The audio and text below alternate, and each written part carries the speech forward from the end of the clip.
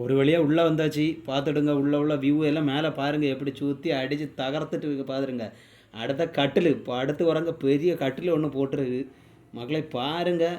உள்ளே போய் டச் பண்ணியெல்லாம் பார்க்க முடியாது. அடுத்த சேர் பாருங்கள், சேர் என்ன பெரிய சேர் அடி அசைஞ்சு உட்காந்துருக்கலாம். அடுத்து அப்படியே பாருங்கள் மக்களை வியூ எப்படி பண்ணியிருக்கான் பாருங்கள் மக்களை. மக்கள் வெயிட் பண்ணிகிட்டு இருக்காங்க. டக்கு டக்குன்னு போனால் மட்டும்தான் நம்மளால் வியூ பார்க்க முடியும். இங்கே பாருங்கள் என்ன அழகாக சிறப்பாக செஞ்சு வச்சுருக்கான். இப்போ மேலே ஏறுவோம் பாருங்கள். பையன் மெதுவாக ஏறணும். அந்த காலத்தில் வச்சுருக்கான் பாருங்கள் மாடி.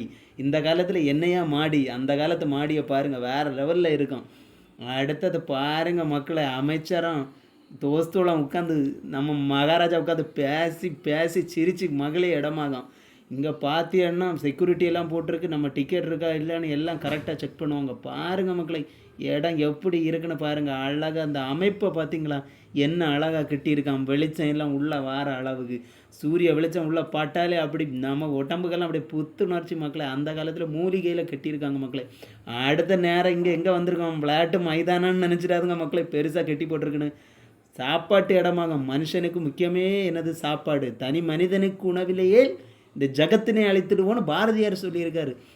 இதுபோல் அந்த காலத்தில் அந்த மார்த்தாண்ட வர்மா மக்களுக்கு சாப்பாடு எவ்வளோ, இதில் ஒரு 2000 பேர் உட்காந்து சாப்பிட்லாம் மக்களை.